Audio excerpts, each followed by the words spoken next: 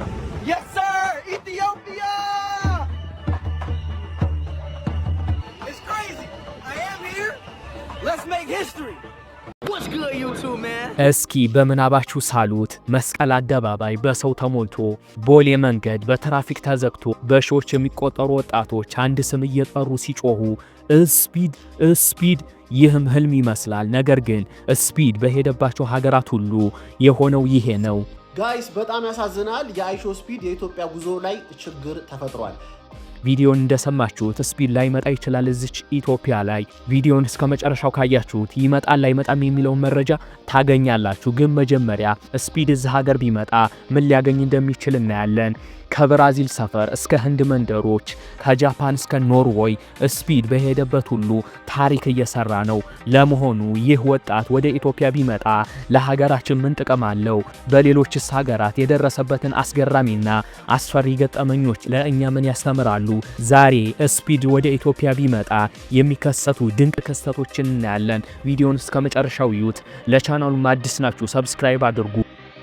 ስፒድ ወደ ተለያዩ ሀገራት ሲሄድ ዝም ብሎ አይዞርም። እያንዳንዱ ጉዞ ትልቅ ትርጉም አለው። የመጀመሪያው ብራዚል። ወደ ብራዚል ሲሄድ በድሃ ሰፈሮች ውስጥ ገብቶ ከህፃናት ጋር ኳስ ተጫውቷል። ከታዋቂው ኔማርም ጋር ተገናኝቷል። ብራዚላውያን ስፒድን የሚወዱት የእነርሱን ባህልና እግር ኳስ ፍቅር ስላከበረላቸው ነው። ሁለተኛ ህንድ። በህንድ ደግሞ ከ30 ሚሊዮን በላይ ህዝብ ላይቭ እንዲመለከተው አድርጓል። የታዋቂውን ክሪኬት ተጫዋች ኪራን ኮህሊን ማሊያ ለብሶ በመዞር ብቻ የህንድ ህዝብ አምላክ እስከሚመስል ድረስ አጅበውታል። ሶስተኛው ደግሞ ኖርዌይ። አስፈሪ ገጠመኝ። ስፒድ በሄደበት ሁሉ ደስታ ብቻ አይደለም። በኖርዌይ ቆይታው ህዝቡ ከቁጥጥር ውጭ ሆኖ መኪናውን ሰብሮበት ነበረ።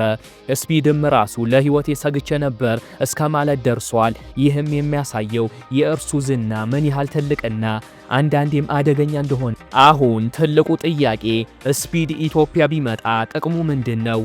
አንደኛ የቱሪዝም ማስታወቂያ። ስፒድ በአማካይ በ30 ሚሊዮን ሰዎች ይታያል።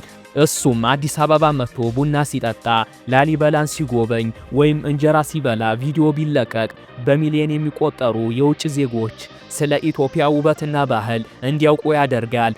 ይህም በመቶ ሺዎች የሚቆጠር ዶላር ማስታወቂያ ከመስራት በላይ ውጤታማ ነው። ሁለተኛው ለዲጂታል ኢኮኖሚ አነቃቂ ይሆናል። ስፒድ ሲመጣ ትልልቅ የሀገራት ውስጥ ድርጅቶች፣ ባንኮች፣ ቴሌኮም፣ ሆቴሎች ከእርሱ ጋር አብረው ቢሰሩ የኢትዮጵያ ብራንዶች በዓለም አቀፍ ደረጃ እንዲታወቁ ያደርጋል። ሶስተኛው የወጣቶች መነሳሳት። የኢትዮጵያ ዩቲዩበሮችና ኮንቴንት ክሬተሮች ስፒድ ሲመጣ ከእርሱ ጋር ኮላብ በማድረግ ከሱ ጋር በመስራት ቻናላቸውን በዓለም አቀፍ ደረጃ እንዲታይ ያደርጋሉ።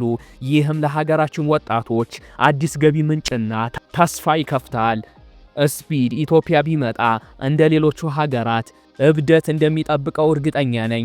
እኛ ኢትዮጵያውያን ለእንግዳ ያለን ክብርና ፍቅር የታወቀ ቢሆንም የስፒድ አድናቂዎች ብዛት ግን ትልቅ ጥንቃቄ ይጠይቃል። ምናልባት ስፒድ እንጀራ ሲበላ የሚያሳይ ሪያክሽን የዓመቱ ምርጥ ቪዲዮ ሊሆን ይችላል። ወይም በአዲስ አበባ ጎዳናዎች ላይ ሱ እያለ ሲጮህ በሺዎች የሚቆጠሩ ወጣቶች አብረውት ሊጮሁ ይችላሉ። ወይም የኢትዮጵያ ባህል ጭፈራን፣ እስክስታን ለመለማመድ የሚያደርገውን ጥረት ለዓለም ትልቅ መዝናኛ ይሆናል። በአጭሩ ስፒድ ወደ ኢትዮጵያ መምጣቱ ከቀላል መዝናኛነት ባለፈ ለሀገራችን ትልቅ ዲፕሎማሲያዊ የቱሪዝም ጥቅም አለው። እኛም እንደ ሀገር እንዲህ አይነት ትልልቅ ተጽዕኖ ፈጣሪዎችን ለመቀበልና ሀገራችንን ለማስተዋወቅ ዝግጁ መሆን አለብን። ነገር ግን ስፒድ አይመጣም ምናምን የሚባል መረጃ አለ። ሰምተን እንመለስ።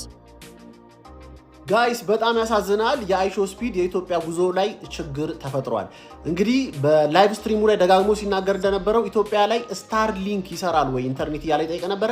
ኢትዮጵያ ላይ ደግሞ ስታርሊንክ አይሰራም።